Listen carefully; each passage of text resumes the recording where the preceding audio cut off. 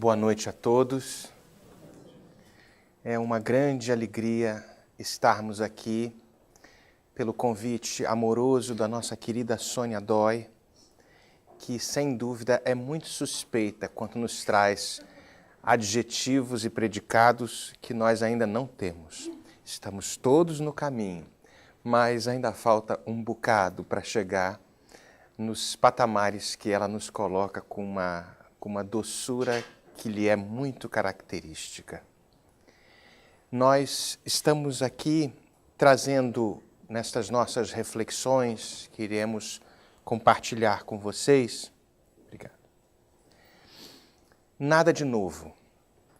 São apenas algumas reflexões que colhemos nas obras que estão ali abaixo mencionadas e contando com a participação de estudos feitos pelo Núcleo de Estudos e Pesquisas do Evangelho da cidade de São Carlos e outros amigos que já falaram deste tema com muito mais propriedade do que nós vamos aqui trazer. Mas achamos por bem repetir e trazer, conjuntamente com algumas considerações nossas, esta passagem que nos traz uma certa dúvida a respeito da beleza e da grandiosidade de Jesus. Essa passagem a respeito das tentações do Cristo, nós encontramos no Evangelho de Lucas, mas também no Evangelho de Mateus, no capítulo 4, e nos põe numa certa dúvida, quando nós não temos auxílio da doutrina espírita, se Jesus poderia ter sido tentado por uma entidade malévola como é o diabo. Então, isso causa realmente e causou uma certa polêmica. O que nós vamos trazer aqui? Vamos ler novamente esta passagem. Primeira tentação. Deixa eu voltar antes de trazer esse slide. Fazendo uma recapitulação, Jesus, antes de iniciar a sua pregação, ele nos traz, através do Evangelho, como mencionávamos, de Lucas e de Mateus, no capítulo 4, que ele retira-se, vai para o deserto, por lá fica 40 dias, sem água, sem comida, e uma determinada situação ocorre naqueles 40 dias. O que ocorre segundo o Evangelho de Mateus e de Lucas? Primeira tentação. O diabo aproximou-se de Jesus e disse-lhe: se tu és filho de Deus, ordena que estas pedras se convertam em pães. Aí Jesus vai e fala para o diabo: está escrito, nem só de pão vive o homem, mas de toda palavra que sai da boca de Deus. Essa a primeira tentação.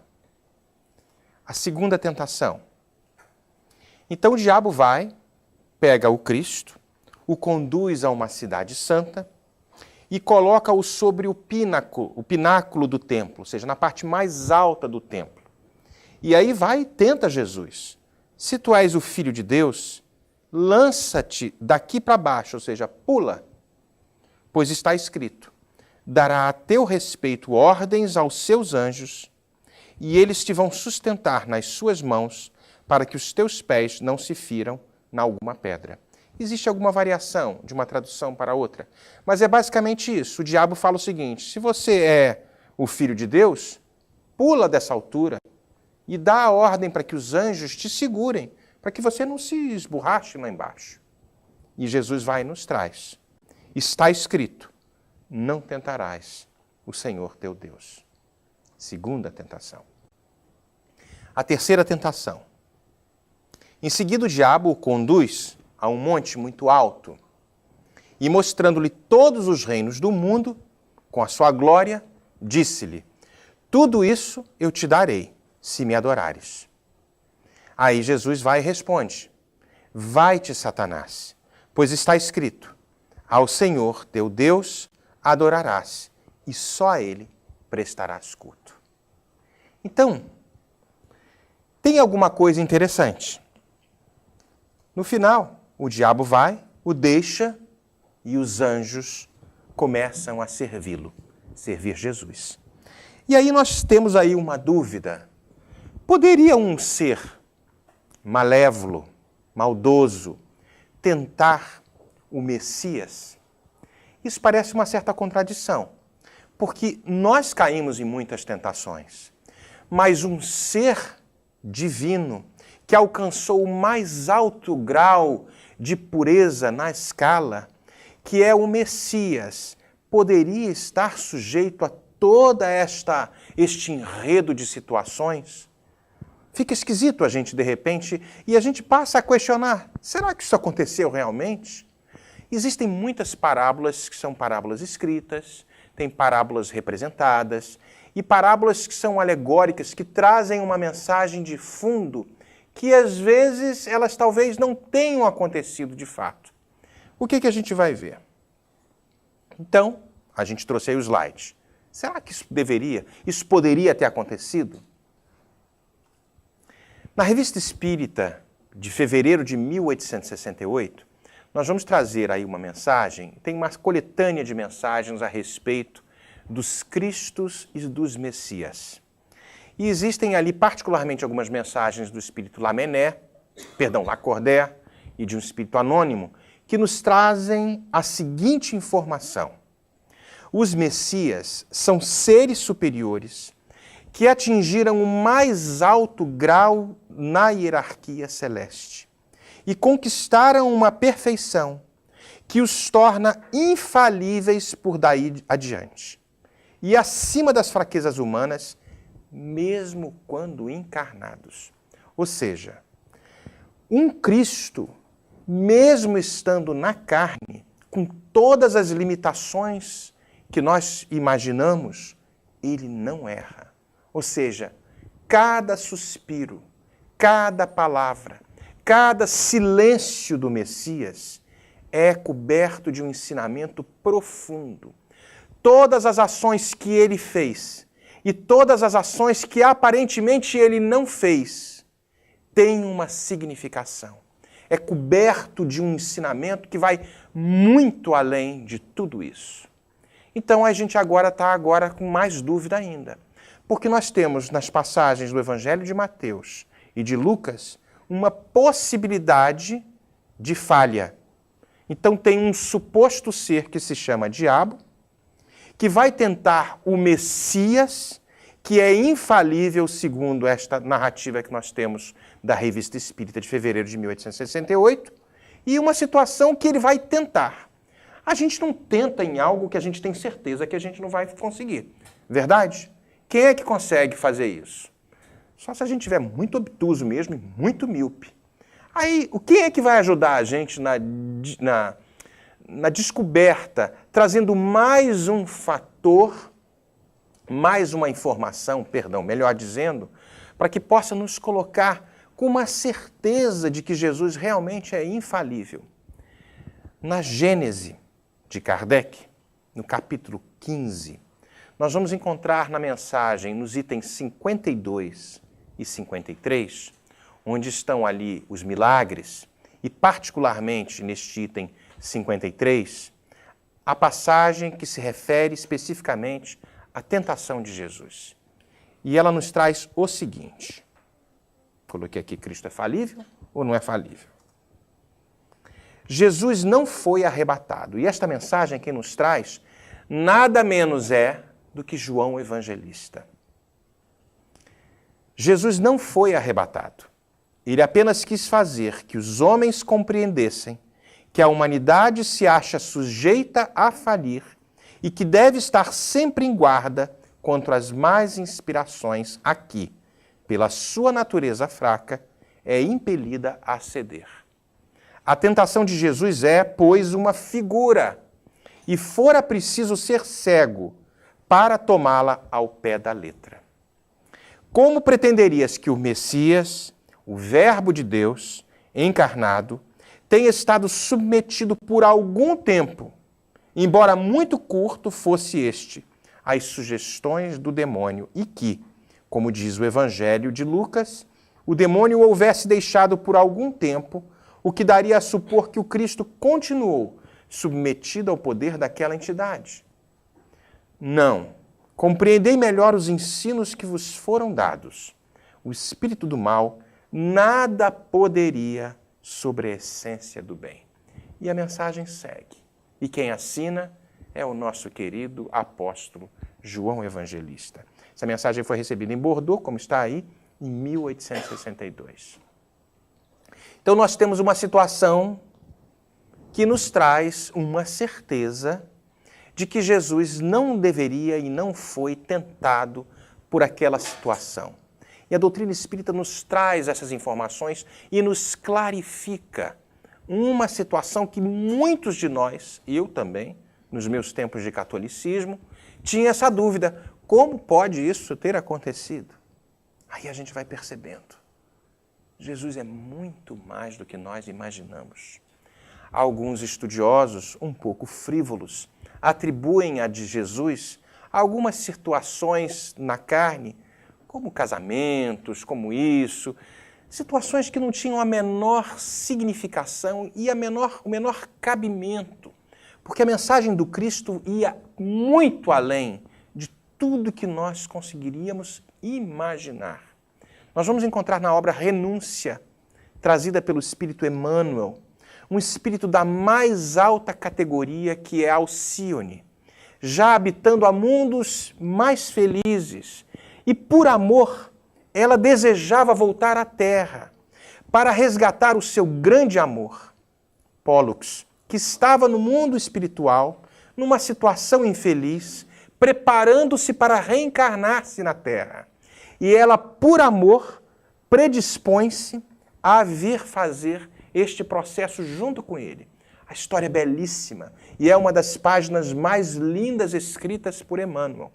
Mas o mais interessante é que, apesar dela ter alcançado patamares de elevação moral e espiritual muito além das nossas terrenas pretensões, o que estava acima dela, uma espécie de mentor, que habitava junto com ela naquele planeta, naquele local, numa outra estrela, meio que fala assim: vocês têm certeza, Alcíone? Uma vez na carne, as situações podem ser muito diferentes. Eu vou falar aqui, usar uma expressão extremamente ortodoxa, do português mais erudito possível. Podemos pisar na jaca. Então, uma vez na carne, gente, a coisa muda de figura. Tudo que a gente combina, tudo que a gente se acerta, todos os mais belos propósitos de amor, renúncia e sublimação podem cair por terra pela limitação e a estreiteza dos nossos sentidos, de não perceber que somos criados para a beleza estelar. Então, vejamos que Alcíone corria esse risco, mas não Jesus. Jesus estava além de todas as situações. No início da obra, A Caminho da Luz, no capítulo inicial que se chama A Gênese Planetária, nós vamos ver Emmanuel descrevendo que rezam as tradições do mundo espiritual, que no concurso de todos os fenômenos do nosso sistema, existe uma comunidade de espíritos puros e sublimes e eleitos pelo Senhor do Universo, do qual Jesus faz parte desta comunidade. E Jesus estava ali desde o princípio, porque a mensagem é belíssima e nos traz que há 4,5 bilhões de anos, aproximadamente, quando aquela nuvem gasosa desprende-se do orbe do Sol, vai encontrando uma órbita de equilíbrio em torno daquela estrela que também era muito jovem, condensa-se de tal forma, e desde esta época, nosso Pai, o Deus, já tinha dado como diretriz aquele espírito que já era puro, há 4,5 bilhões de anos atrás. Então nós não conseguimos imaginar. Nós muitas vezes tentamos colocar o absoluto, que é Deus, dentro do relativo, que somos nós. E quando Jesus falava, eu e o Pai somos um, as confusões que nós trazíamos era que ele era Deus. Não, é que havia uma simbiose, uma sincronia, não seria esta a palavra, uma afinidade tão grande com o Pai, de que ele era como se fosse o intérprete dos pensamentos do Altíssimo. E aí a gente vai percebendo que existe algo muito a mais, muito além. Então Jesus quis nos trazer uma mensagem. Esta parábola, que é uma parábola encenada, figurada, não ocorreu de fato. Nós vamos trazer agora algumas situações que nós vamos ver lá no Velho Testamento e tentarmos fazer algum tipo de correlação com esta situação que ocorreu no Novo Testamento.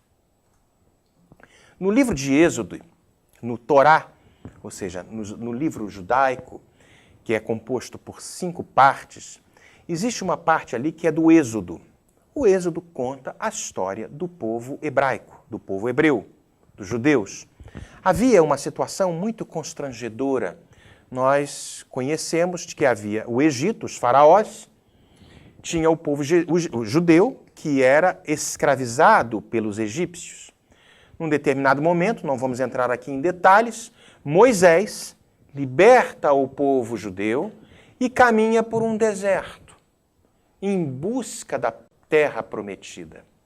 Mas o mais interessante é que, por que a gente está trazendo essa questão do povo hebreu, do povo judeu? No livro O Consolador, na pergunta número 262, Emmanuel nos traz algo muito interessante. Ele nos fala que, quando ele nos traz, essa parte está nas revelações, quando ele nos traz alguma coisa a respeito do povo de Israel, ele, na verdade, está falando como se fosse uma miniatura da humanidade. O povo hebraico, o povo hebreu, o povo judeu, era o único povo daquela época monoteísta, que acreditava num único Deus. E aí Emmanuel nos traz, por que razão a palavra das profecias parece dirigida invariavelmente ao povo de Israel? Em todos os textos das profecias, Israel deve ser considerada como o símbolo de uma humanidade terrestre, sobre a égide sacrossanta do Cristo. Então a gente vai trazer esta comparação e tentar fazer uma análise desse processo do êxodo junto com a tentação do Cristo e vamos tentar fazer algum tipo de correlação. E é interessante porque esse povo hebraico, judeu, ele sai do Egito. Em hebraico, Egito significa Mitzrayim. Mitzrayim significa estreiteza, limitação.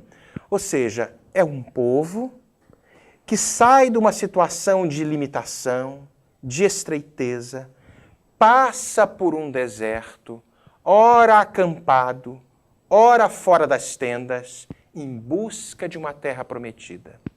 O que parece isso, se não um processo de evolução? Se nós fizermos uma espécie de uma analogia. Quando nós saímos numa situação que nos constrange, mas nós temos um ideal, nós queremos ser livres, queremos ser felizes e temos a coragem de iniciarmos uma jornada. Parece que somos nós descobrindo o Espiritismo, saindo daquelas posições de conformismo e indo em direção a um processo de libertação. É interessante isso.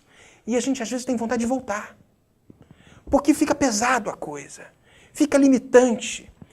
Quantos de nós falam assim, não quero mais ser espírita, não. Isso tem muita responsabilidade. Eu não posso fazer mais isso, não posso fazer mais aquilo.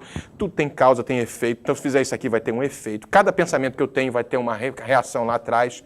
Dá vontade de voltar lá para trás. Eu quero ser qualquer coisa menos espírita. Deixa eu voltar lá para o Egito. Deixa eu ficar lá limitado. Deixa eu ficar escravo dos meus sentidos, que pelo menos eu tenho algo que me dê uma segurança.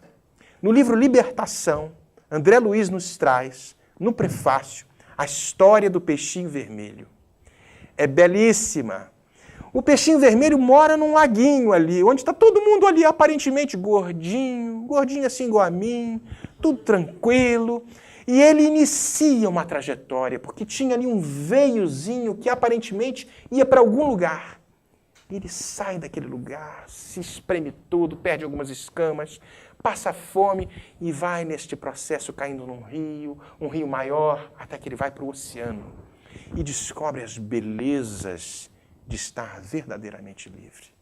Ele fica tão maravilhado com aquilo que ele resolve fazer o caminho de volta e passa por todos os obstáculos, por amor, para informar aos seus amigos que existe muito mais do que aquele pequeno laguinho, aquele pequeno Mitzrayim de estreiteza, de limitação. Não vou contar o resto, senão vocês não compram o livro e nem vão estudar. Ele está lá. Então a gente vai percebendo esta beleza. Então o que acontece? Não era isso que eu queria mostrar esse slide, meu Deus. O que a gente vai percebendo? Que esta terra prometida não é um local físico.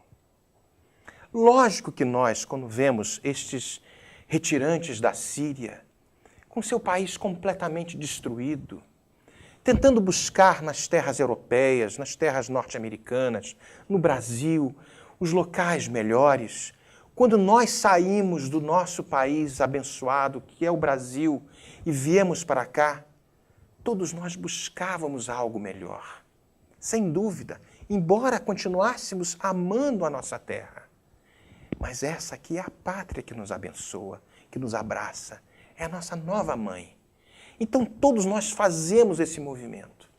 Mas o que nós queremos trazer é o seguinte, que mesmo este processo do êxodo, que está ali muito bem pontuado no Velho Testamento, que é a história do povo hebreu, nesse processo nos parece, fazendo uma analogia como falávamos, o processo de reencarnação. Saímos da limitação dos nossos sentidos, passamos pelo deserto das dificuldades, de nos redescobrirmos, de enfrentarmos as dificuldades, ora em tendas, ora fora delas, ora no corpo, ora fora do corpo. É interessante essas analogias. Então, com quantas tentações o povo hebreu passou basicamente? 3 tentações. Quanto tempo o povo hebreu passou no deserto? 40 anos. Quantos dias Jesus ficou no deserto? 40 dias. Tem alguma similitude, não é isso?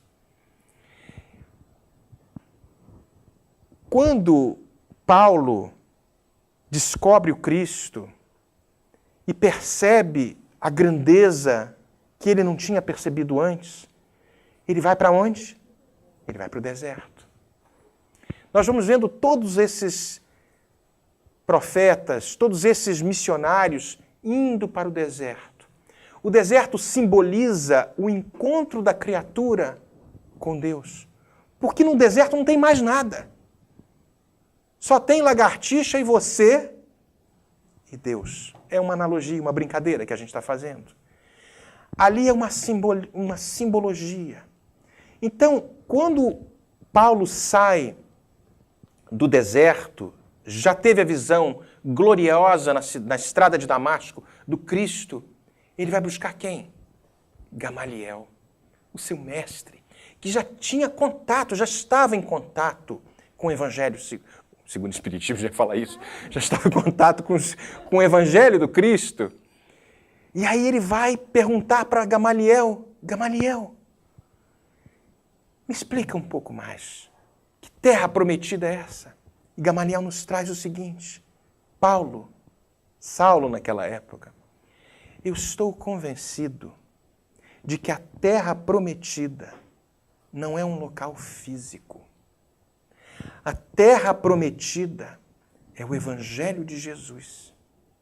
E redescobrir este Evangelho de Jesus é encontrar um país indefinível, impressionante, dentro de nós mesmos. Então a terra prometida não é este local físico que muitos estão buscando, embora seja muito legítimo sairmos de onde estamos para irmos para outro lugar. Mas este paraíso que queremos construir, para que um dia possamos estar totalmente imune a qualquer tentação, é a terra prometida dos nossos corações. E aí nós vamos perceber que quem é a nossa referência maior? Jesus. Por isso ele é modelo. E ele nos trouxe o Evangelho, que é o caminho. Por isso ele é guia. Modelo e guia. Aí a beleza vai ficando cada vez maior e melhor. E aí a gente percebe que existe uma solução. Mas vamos fazer a viagem de volta. Eu trouxe aqui a parte de Gamaliel, perguntando de Paulo, perguntando a Gamaliel, que ele tem percebido nas meditações que a terra prometida é o Evangelho de Jesus e que nos adaptarmos ao Evangelho é descobrirmos um novo país cuja grandeza se perde no infinito das nossas almas. Então a viagem é para dentro, não é para fora. É mergulhar aqui para dentro. Mas vamos lá, voltando então a este processo do Êxodo. Vamos trazer aqui algumas situações, as 3 tentações que ocorreram, e vamos tentar fazer um paralelo entre a tentação do Cristo e essa situação que ocorreu com o povo hebreu. Ok? Tentação do povo hebreu. A primeira. O povo com fome, no meio do deserto, tem uma hora que ele vai e questiona.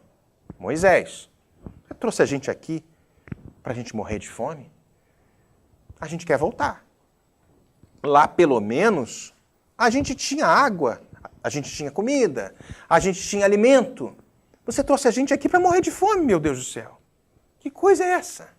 Aí nós vamos vendo, fazendo graças aos nossos irmãos lá do Núcleo de Estudos Espírita, de Pesquisas do Evangelho, porque isso aqui eu estou copiando deles, porque não consegui fazer esse tipo de paralelo, e a gente vai pegando as informações, e a gente aqui está compartilhando algum tipo de experiência, de informação, não tenho nenhuma menor pretensão de ser o autor disso, e a gente vai percebendo que nós temos aí a tentação do materialismo, a tendência de estarmos nas mesmas posições que estávamos nas diversas encarnações, um processo de acomodação. E aí vai muito mais do que simplesmente ter uma limitação alimentar no deserto. Eles estavam numa situação de extrema constricção. A palavra que nós trazíamos, do Mitzrayim, a estreiteza, a limitação, denota isso. Passando pelo deserto buscando algo melhor. Mas num determinado momento, a comida falta. É preciso fazer determinados racionamentos de alimentos. Mas aí, a gente precisa de quê? De coragem, de força, porque um dia a gente vai encontrar um lugar melhor. Mas eles começaram a botar pressão em Moisés. E tudo, e a pressão para lá, a pressão para cá e tudo. E começaram a cair nas tentações. Assaltar os bancos de alimento, porque aquilo era tudo racionado, tinha ali um propósito, tinha uma série de situações, e eles caíram nestas primeiras tentações. A viagem continua, as dores, as dificuldades, as situações todas. O povo hebreu, esqueci de trazer isso, perdão. No Livro dos Espíritos, na pergunta 799, nós vamos ver que de que maneira pode o Espiritismo contribuir para o progresso, destruindo o materialismo, que é uma das chagas da sociedade. Ele faz com que os homens compreendam onde se encontram seus verdadeiros interesses. Então a gente vai percebendo que estas questões são ligadas ao materialismo. Passa o tempo, nós vamos encontrar a segunda tentação do povo hebreu, que caiu nela também. Começou a faltar água. Os reservatórios de água que eles traziam naqueles animais começaram a ficar mais escassos. Então a turma tinha que beber água de uma forma muito racionada mesmo, porque a viagem era longa. E eles começam a dar ordens para Moisés, que na concepção daquele povo hebraico, Moisés era como se fosse o representante de Deus. E era como se estivessem dando ordens a Deus por intermédio de Moisés. É como se fosse, ao invés de nos submetermos ao processo momentâneo da limitação, o orgulho passa a ser o sentimento característico do comportamento humano. Ou seja, dá-nos água. A gente quer mais água. Faz aí multiplicar a água, seja lá o que for. Eu não sei, porque eu era muito pequenininho, não me lembro o que se fala naquela época. Mas a turma começou ali a dar ordem. A gente quer água. Ou seja, eles começaram a trazer as situações de pressão em cima de Moisés e deixando ele de uma forma um pouco desconcertada. Se a gente for olhar, por exemplo, na segunda tentação, a gente vai ver o seguinte: e o diabo levou Jesus, colocou ele no topo do pináculo e disse: se você é filho de Deus, se joga daí, que os anjos vão te sustentar e você não vai se esborrachar lá embaixo. E Jesus fala o quê? Também está escrito: não tentarás o Senhor teu Deus. Havia um processo de tentação que eles estavam pressionando de forma muito veemente Moisés para que algo pudesse ser feito e que eles estavam ali constrangidos pela limitação de água.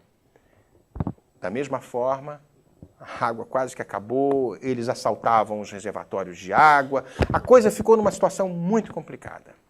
Falharam também nesta tentação. Caíram de uma forma vertiginosa. Mas a caminhada continuava, porque agora não tinha mais volta. Era difícil. Passam agora, nós temos agora uma outra parte do livro, eu vou passar isso aqui. A terceira passagem, a terceira tentação do povo hebreu. Quando Moisés sobe ao monte para receber as tábuas da lei, e ele ficou lá quanto tempo? 40 dias. O povo, inconformado com a demora de Moisés, começa a derreter o ouro que tinham levado para fazerem um bezerro de ouro. É como se fosse o seguinte: eles tinham algumas coisas de ouro, já estavam pensando o que eles vão levar para lá. Era o povo judeu que tem esta tradição mesmo: deixa eu levar alguma coisa, porque está sempre fugindo de algum lugar, sempre nômade, para um lado e para o outro. Como Moisés demorou muito para vir, eles começaram a ficar muito irritados e pensavam o seguinte: vamos pegar o seguinte, vamos derreter esse ouro aqui, vamos fazer um bezerro de ouro e vamos pedir para que este Deus, que é este bezerro de ouro, comece a satisfazer as nossas vontades. Era a situação da idolatria. Embora fosse um povo monoteísta, tinham esta situação que os levava a voltar a um processo lá atrás de idolatria. Então, eu não sei se vocês estão conseguindo mais ou menos entender essas situações que se apresentaram. Então, é como se fosse o seguinte: o Deus de Moisés não está nos satisfazendo. Então, nós vamos fazer um Deus nosso para que ele possa nos satisfazer. É a situação do egoísmo. Antes, na segunda, nós tínhamos o orgulho. Na terceira tentação, nós temos a situação do egoísmo e da idolatria, ou seja, o Deus, nós não somos mais a imagem e semelhança de Deus. Nós vamos fazer um Deus que seja a nossa imagem e a nossa semelhança. Que imagem é essa? Das nossas características ainda muito materiais. Eu quero que o Deus seja como eu tenho o pensamento. Um Deus de ouro, um Deus que vai me satisfazer, um Deus que vai obedecer às minhas vontades, e aí sim, eu tenho controle sobre esse Deus. Não acato aos desígnios do Criador. Então a gente inverte as situações constantemente. E eu vejo muitas vezes nas situações do nosso dia a dia. Quando algo não sai da forma como a gente gosta, muitos de nós fazemos o quê? Qual é a tua, Papai do Céu? O que está acontecendo? Que você não está satisfazendo as minhas vontades. Por que eu tenho que passar por isso? Por que você esqueceu de mim? Por que eu tenho que passar por este deserto de privações? Por que você não olha para mim? Muitos se rebelam. Muitos mudam de religião. E vão mudando de religião uma atrás da outra, até que encontrem alguma coisa que os satisfaça do ponto de vista da idolatria. Porque o egoísmo nos coloca numa posição de centralidade, no pedestal do mundo. Andréa gosta muito de trazer a figura de uma ex-freira que se chama Carol Armstrong. Nos tirar do pedestal do mundo e colocar alguém neste lugar. E aí a gente passa a perceber que nós não somos o centro do mundo. Que se algo nos acontece, mesmo que nos traga muitas limitações, existe um propósito desta limitação, desta estreiteza, dessa rudeza momentânea que nos acomete naquela circunstância. E aí a gente vai percebendo que tem todo um propósito. Resumo da história, chega Moisés, eles formaram ali o bezerro de ouro, a situação vai, Moisés não consegue chegar até o final, porque ele morre num determinado momento, no meio do deserto. Quem é que assume a caminhada? Josué. Quem é Josué? Como é que é Josué em hebraico? Yeshua. É interessante isso, porque a gente vê a primeira revelação, Moisés. Segunda revelação, Jesus. Terceira revelação, a doutrina espírita. Lógico que o Josué, o Yeshua, que conduziu o povo hebraico para esta terra física prometida, não era o Jesus, era um outro Josué. Mas é interessante essas coincidências que acontecem, que cabem aí determinados estudos para que a gente possa perceber o que tem além disso. Então Jesus vai nos trazer, numa parábola da tentação do Cristo, as situações que devemos estar preparados para não falir. Quantas tentações o Cristo caiu? Nenhuma. Quantas tentações o povo hebraico caiu? Nas 3. Então Jesus nos traz que devemos prestar atenção e que, trazendo o ensinamento de que a humanidade é falível enquanto está no corpo e que pode cair. Aí o objetivo desta parábola da tentação do Cristo e fazendo uma abordagem com a mensagem do Êxodo e trazendo alguns tipos de paralelismo para que a gente possa perceber. O Espírito Lamennais, no Evangelho segundo o Espiritismo, nos traz que os deuses que criamos são, na verdade, reflexos de nós mesmos.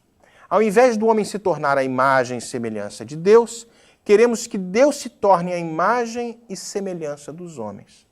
O Deus que atende aos nossos caprichos, como nós falávamos antes. E aí, na pergunta 913 do Livro dos Espíritos, trazemos a questão do egoísmo. Dentre os vícios, qual que se pode considerar o mais radical? Temo-lo dito muitas vezes, o egoísmo. Daí deriva todo o mal.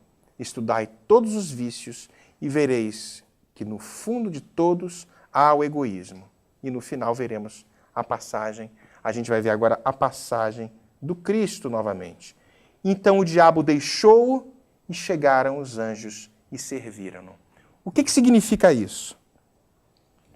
Quando nós passamos por todo o processo do deserto, suportando todas as tentações, nessa frase finalzinha que está lá no Evangelho de Lucas e de Mateus, ele coloca, então, quando Jesus fala, afasta-te de mim, Satanás.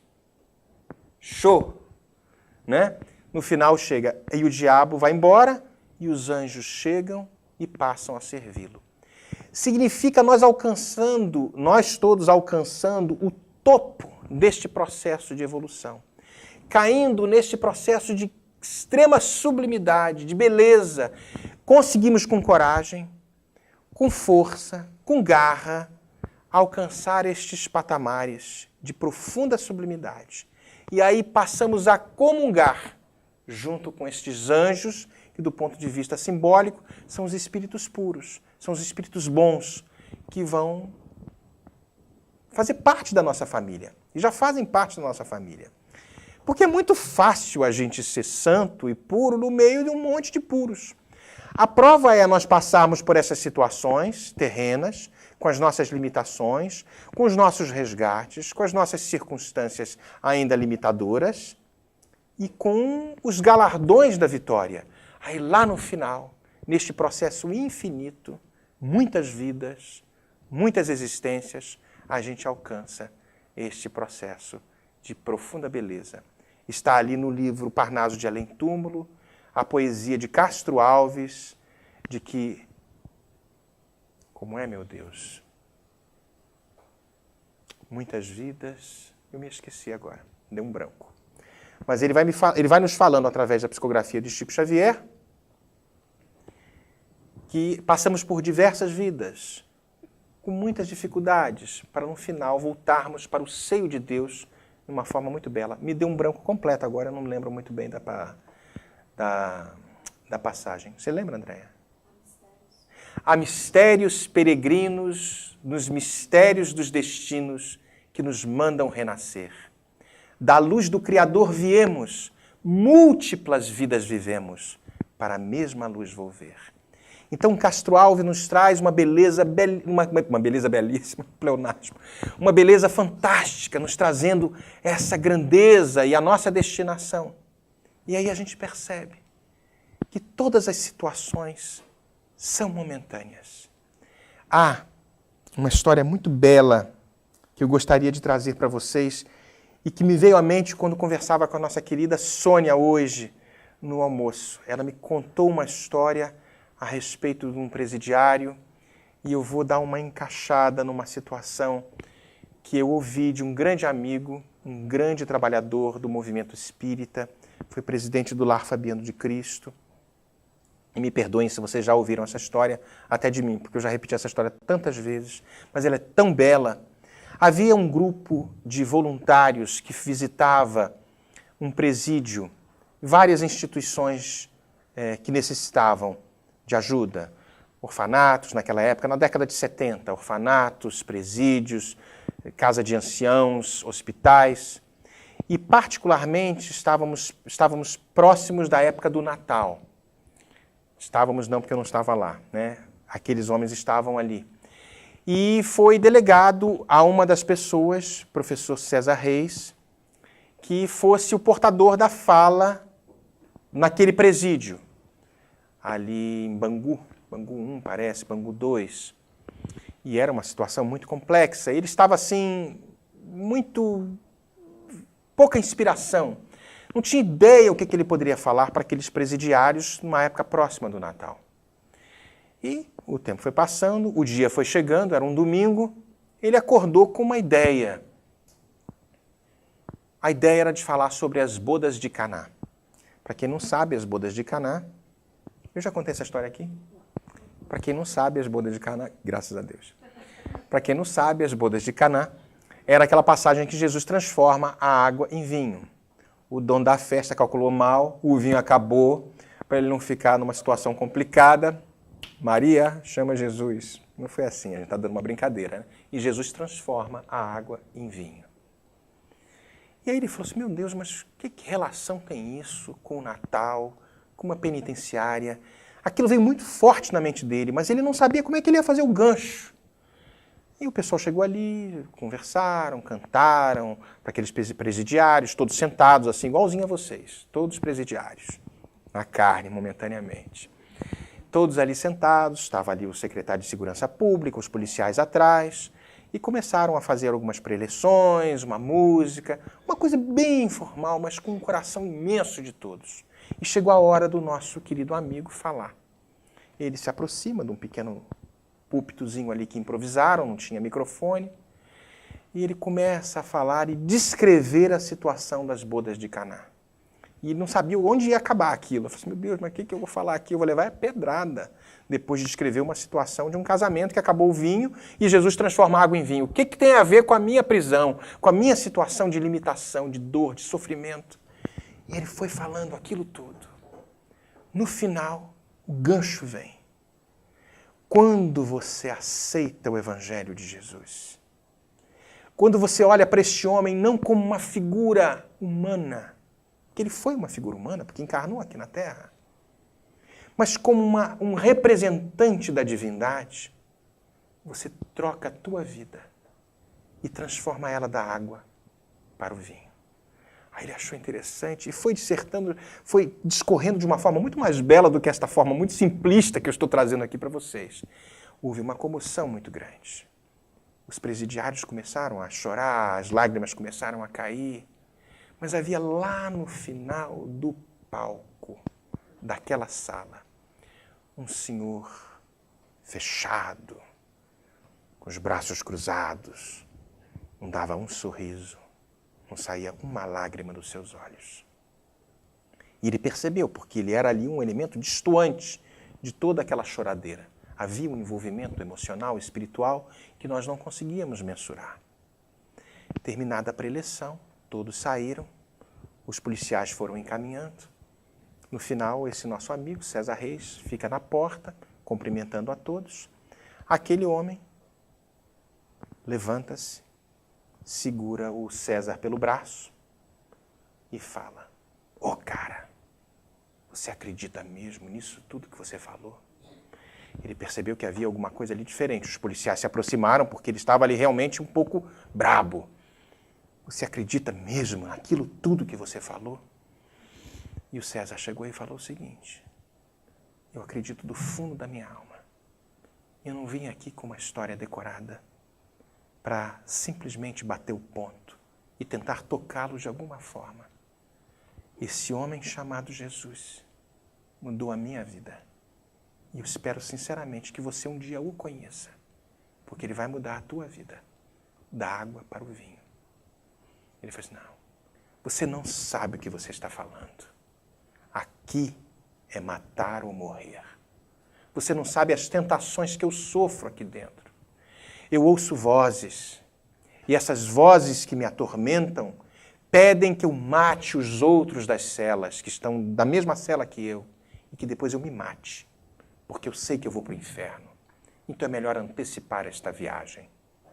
Você acredita que um homem assassino como eu, que não vale nada, que tem tentações, todo o tempo escuta todas essas vozes, é capaz de se transformar da água para o vinho?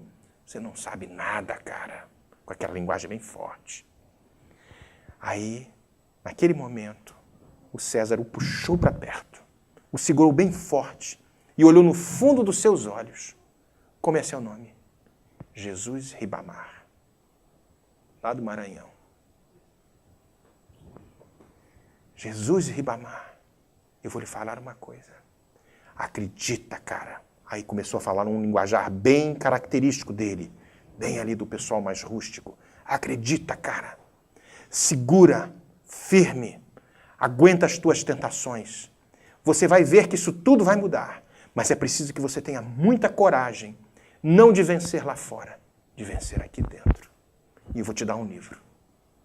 E ele deu o Evangelho. O homem se desarmou. Uma lágrima pela primeira vez caiu dos olhos dele. Nós não conseguimos mensurar o que se passou ali naquele pequeno mundinho entre duas almas que trocaram algumas experiências de vivências e trazendo a figura daquele que nos resgata todos os santos dias da nossa profunda ignorância, ainda extremamente latente dentro dos nossos corações. O tempo passou, o César foi embora, passou a visitá-lo algumas vezes, e aquele homem foi aos poucos modificando-se. Até que ele passou a não mais visitá-lo, porque as suas atribuições junto ao Lar Fabiano de Cristo cresceram de tal forma que ele não mais pôde visitá-lo e participar daquela caravana. Muitos anos se passaram, mais de 25 anos. E o César Reis havia sido convidado para falar numa pequena casa espírita que ficava no subúrbio do Rio de Janeiro, nos arredores, que trabalhava com crianças da rua, crianças, os pivetezinhos que a gente chama lá no Rio de Janeiro.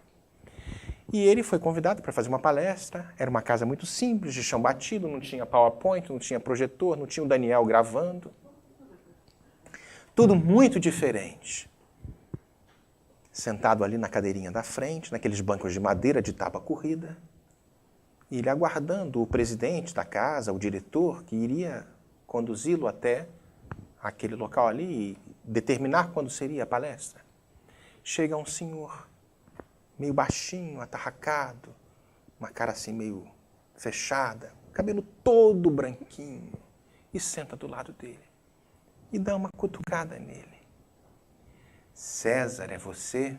Quando César olha, leva um susto. "Ribamar? Jesus Ribamar?" "Sou eu." "Meu Deus, você é o que aqui nessa casa?"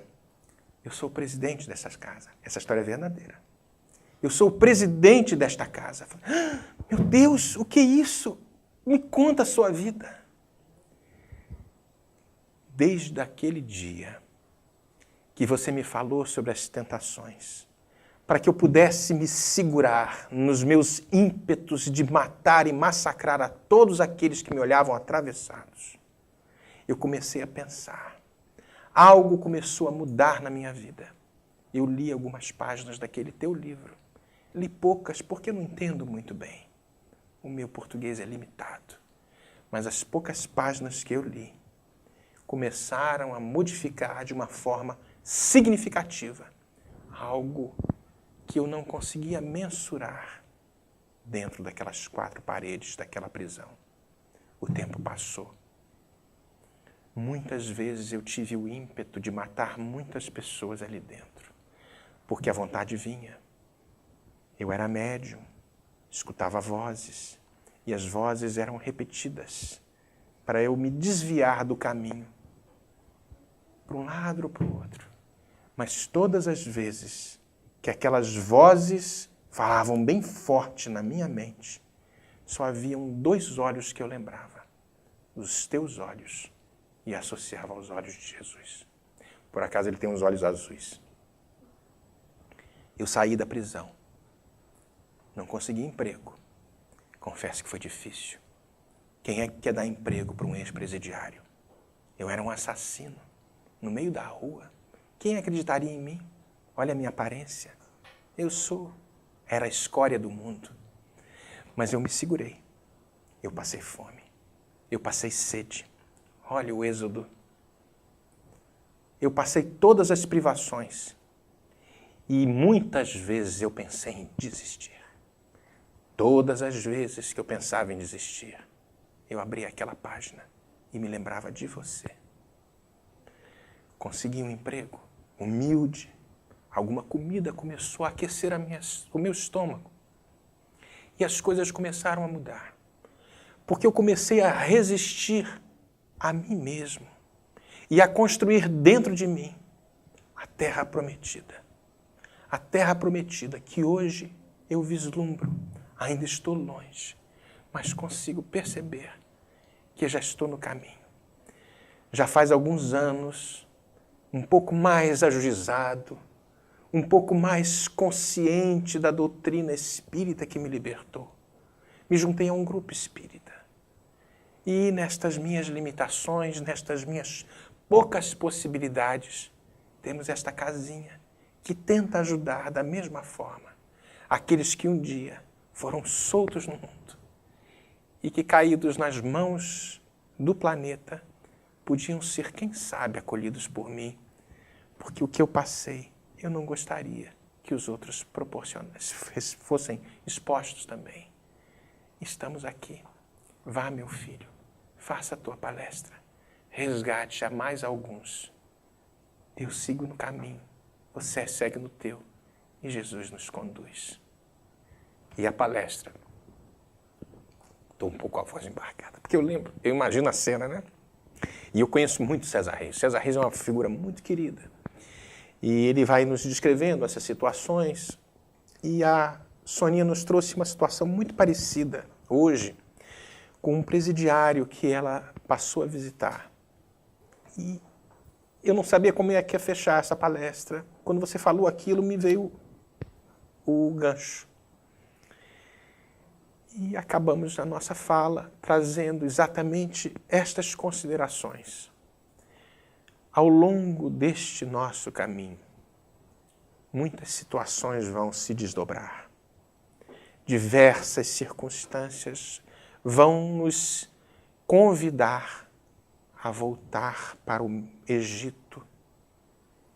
Diversas situações vão nos convidar a jogar a toalha, a responder, a sermos intolerantes, a sermos os maldosos e os impulsivos do passado. Várias vezes isto vai se passar. Mas aí eu lembro daquela figura, daquele homem que um dia nos falou e que continua nos falando. Segurem firmes, aguentem, prestem atenção em vocês mesmos. Amai-vos uns aos outros, como eu vos amei. E aí estas falas que ecoam dentro do nosso coração vão nos conduzindo para um momento de um pouco mais de serenidade E assim como Jesus Ribamar fez, eu espero eu também fazer. Muita paz para vocês. Eu agradeço a oportunidade e o convite que Soninha nos fez. Perdão se num determinado momento a palestra ficou um pouco maçante, trazendo algumas informações do Êxodo, dos Evangelhos. E queria só terminar desta forma. Muita paz, que Jesus nos conceda muita força, muita coragem para seguirmos em frente, construindo a terra prometida, que um dia não mais será um local lá fora, mas um local aqui dentro. Muita paz.